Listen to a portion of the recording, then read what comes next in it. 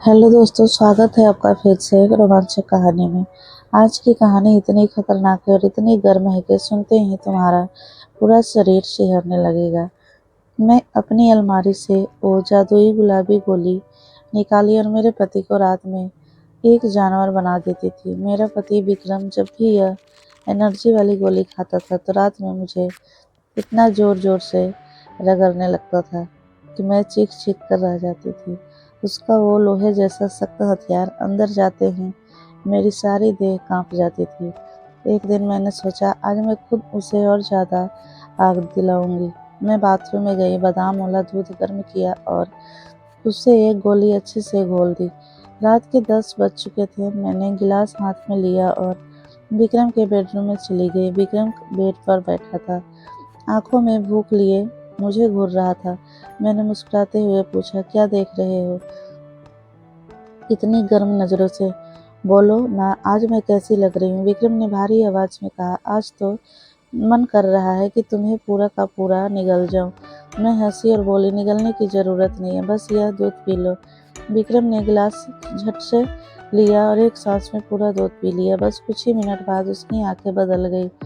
उसने मेरी कमर को जोर से पकड़ा और अपनी तरफ खींच लिया। फिर उसने अपना वो गर्म और सख्त हथियार मेरे होठों पे रख दिया, मुझे बिस्तर पर पटक दिया और एक झटके में मेरे अंदर घुस गया। बाप रे! उसकी स्पीड इतनी तेज हो गई थी कि मेरी पूरी बॉडी हिलने लगी। वो बार बार जोर से धक्के दे रहा था, मेरी सांसें उखड़ गई थी। क्या क्या हुआ उस रात पूरा विस्तार से सुनना है, लेकिन उससे पहले वीडियो को भी लाइक कर दो और नीचे लाल सब्सक्राइब बटन को दबाना मत भूले। तो चलिए उस रात क्या हुआ मैं आप लोग को बताती हूँ। तो देर रात मत करो, जल्दी से सब्सक्राइब कर लो। चलो अब कहानी को आगे बढ़ाते हैं। मेरा नाम प्रिया है, मेरी उम्र 32 साल है, लेकिन मैं अभी भी बिल्कुल जवान और फ्रेश लगती हूँ। किसी भी लड़के को एक नज़र से अपनी ओर खींच सकती हूँ। मेरा दिल तो मेरा हमेशा 18 साल का ही रहता है। जब मैं सिल्क की नाइटी पहनती हूँ तो मेरी पूरी देह साफ साफ छलकती है। मेरी गोरी चमकती त्वचा पर लाइट पड़ते ही लगता है मानो मैं कोई अप्सरा हूँ। अब बात करते हैं मेरे 21 साल के छोटे भाई रोहन की, जो अब मेरा हो चुका है। उसकी मासूमियत और छुपी हुई भूख ने मेरे अंदर आग लगा दी है। जब वो मेरी तरफ देखता है तो उसकी आंखों में वह गहरी प्यास साफ दिखती है, जैसे वह कोई गर्म ख्वाहिश बार बार जी रहा हो। कभी वह मुझसे कहता है, दीदी आज तुम तो पूरी रात जलाने वाली लग रही हो। इसलिए मेरे पति राकेश कभी कभी ऑफिस से जल्दी आकर मुझे चुपके से अपनी बाहों में भर लेते हैं। हम शहर में रहते हैं क्योंकि मेरे पति प्राइवेट जॉब करते हैं। मेरी 4 साल की एक बेटी है, इसलिए मेरी छातियाँ भी और भारी भारी हो गई है। पति का अपना फर्ज समझकर रोज उनकी मालिश करती थी। भले ही हमारी शादी को 8 साल हो चुके थे, लेकिन मेरे पति अभी तक मुझे बहुत गहरे जोश से प्यार करते थे। अच्छा से मेरा मतलब है, सब कुछ चूस चूस कर पी जाते थे। वैसे आमतौर पर उनका स्टाइल ही ऐसा था, लेकिन मैं हमेशा साफ सुथरा रखती थी और कभी कभार लिपस्टिक भी लगा लिया करती थी। पिछले महीने कुछ ऐसा हुआ जिसका हमें कभी शक भी नहीं हुआ। शाम को मेरे पति राजेश घर लौट रहे थे। उनके ऑफिस के किसी साथी की पार्टी थी, इसलिए अब उन्होंने बहुत पिला दिया था और कार से घर आ रहे थे। उस आते वक्त उनकी कार का एक्सीडेंट हो गया। इस हादसे में उनकी कमर में चोट लगी और डॉक्टर ने कहा कि ठीक होने से कम 8 से 9 महीने लगेंगे। यह सुनकर मेरा दिल बैठ गया। राजेश का दर्द भले ही शारीरिक था, लेकिन मेरे मन में एक गहरी बेचैनी और सुख भरी आई।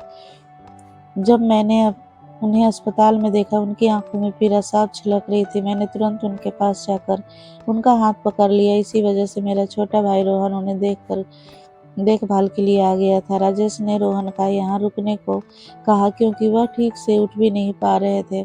मुझे भी दुकान से सामान लाना और बाहर के काम करने पड़ते थे।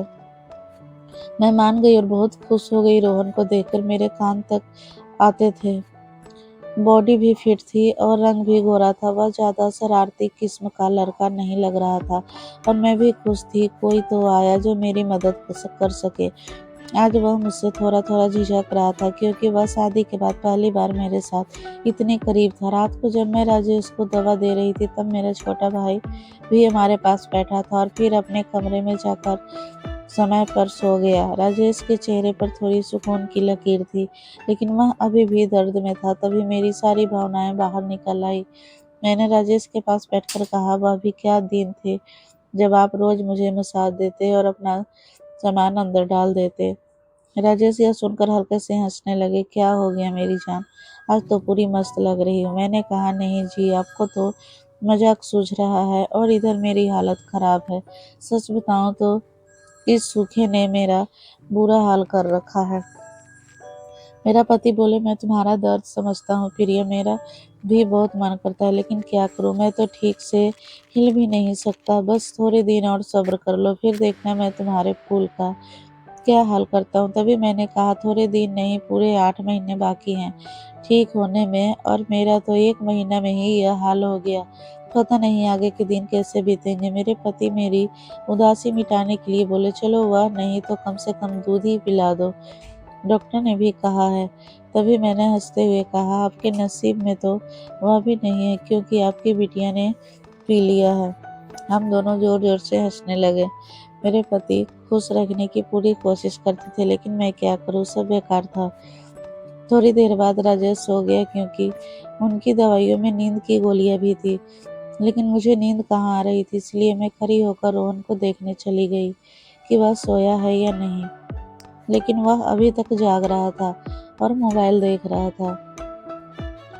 मैंने उसके कमरे में जाकर कहा, क्या हुआ रोहन, 12 बज चुके हैं और तुम अभी तक सोए नहीं। लगता है तुम्हारा मन नहीं लग रहा है। वह उठकर बैठ गया और बोला, नहीं दीदी, ऐसी बात नहीं है, बस यूं ही फोन देखते देखते देर हो गई।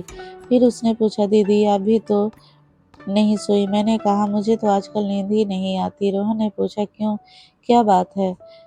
मैंने हंसते हुए कहा, नहीं वो मैं तुम्हें नहीं बता सकती, जब तुम्हारी शादी होगी तो तुम्हें खुद ही पता चल जाएगा। मेरे मुंह से ऐसा सुनते ही रोहन ने अपनी नजरें नीचे कर ली और अंदर ही अंदर मुस्कुराने लगा। तभी मैंने कहा, अरे तुम तो इतनी भी सी बात पर शर्मा गए। अच्छा बताओ, अभी तक कोई लड़की लाइन की है या नहीं। रोहन कुछ नहीं बोला, उसे अभी भी झिझक थी। तभी मैंने उसका हाथ पकड़ा और कहा, अरे पागल, अपनी दीदी से इतना मत शर्माओ। वह धीरज से बोला, दीदी सच बताऊं तो ऐसी बात मैंने अभी तक अपने दोस्त से भी नहीं की है। मैंने कहा, अच्छा तुम मुझे अपना दोस्त ही समझ लो ना, क्योंकि मुझे ऐसी बातें करने में बहुत मजा आता है। रोहन ने कहा, हाँ दीदी, एक थी, लेकिन उसने मेरे से बातें बंद कर दी। मैंने पूछा, उसने,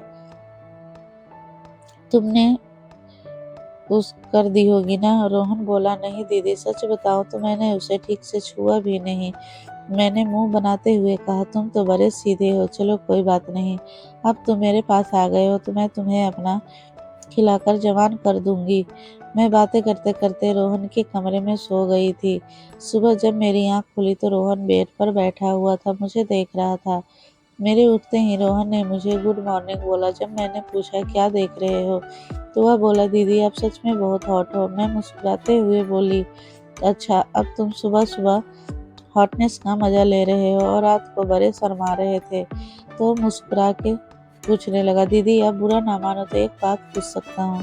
मैंने कहा, अरे पागल, मैं क्यों बुरा मानूंगी, पूछो क्या पूछना है। उसने मुझसे कहने लगा, दीदी सच सच बताना, आप जो 2.5 किलो की ये थैलियाँ लिए घूमती हो, आपको भारी नहीं लगता क्या। उसकी अब बात सुनकर मेरी हंसी छूट गई। इसके बाद रोहन मुझसे काफी खुल गया था और अब वह मुझसे ज़्यादा शर्म नहीं करता था। इससे मैं भी बहुत खुश थी, क्योंकि अब मेरा भी समय अच्छे से बीतने लगा था। रोहन को आए हुए 19 दिन बीत चुके थे और वह मुझसे काफ़ी घुल मिल गया था। वह बाहर के सारे काम कर देता, बाजार से सामान ले आता और अपने जीजा को भी सहारा देता। मेरी तो बहुत सेवा करने लगा था। शाम को मेरा सर भी दबा देता और कभी कभी मेरे शरीर को भी गहरा सुकून देता। लेकिन मेरी चाहत दिनों दिन बढ़ती जा रही थी और मेरे पति की हालत अब भी वैसा ही था। अब सब कुछ मेरी बर्दाश्त के बाहर हो चुका था। मैंने सोचा कि अब तो रोहन ही है जो मेरी मदद कर सकता है।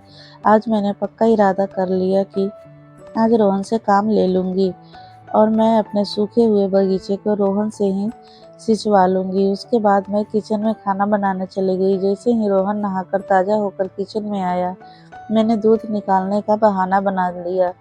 मैं किचन में ही ब्लाउज नीचे करके दूध निकाल रही थी। मेरी बेटी अभी नानी के घर गई हुई थी क्योंकि घर में उसे देखने वाला कोई नहीं था, इसलिए अब बाकी का दूध निकालना पड़ता था और घर में मेरे पति और रोहन के अलावा कोई नहीं था, तो मुझे डर भी नहीं था।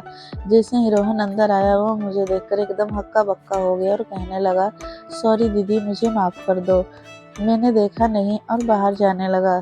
तभी मैंने उसे रोक लिया। अरे रोहन, क्या हुआ? कोई बात नहीं, अंदर आ जाओ। रोहन बोला, दीदी ऐसे मैं अंदर कैसे आऊँ?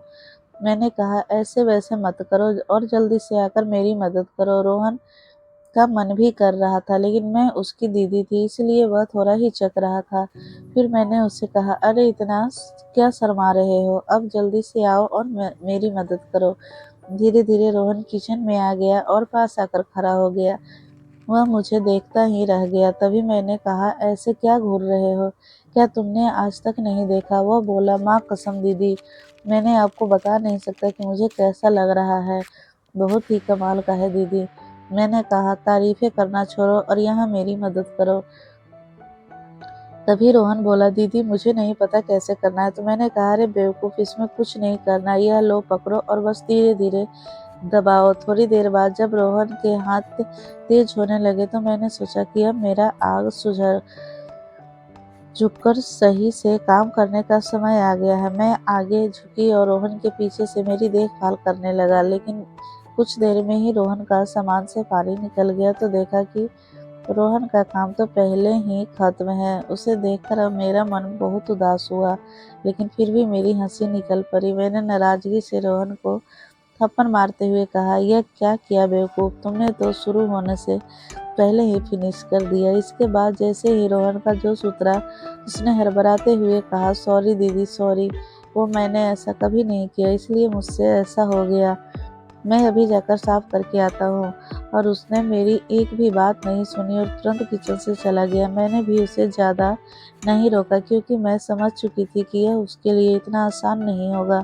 इस चक्कर में जाकर खाना भी लेट हो गया था, इसलिए मैंने जल्दी से खाना तैयार किया और राजेश को कमरे में देने के लिए चली गई।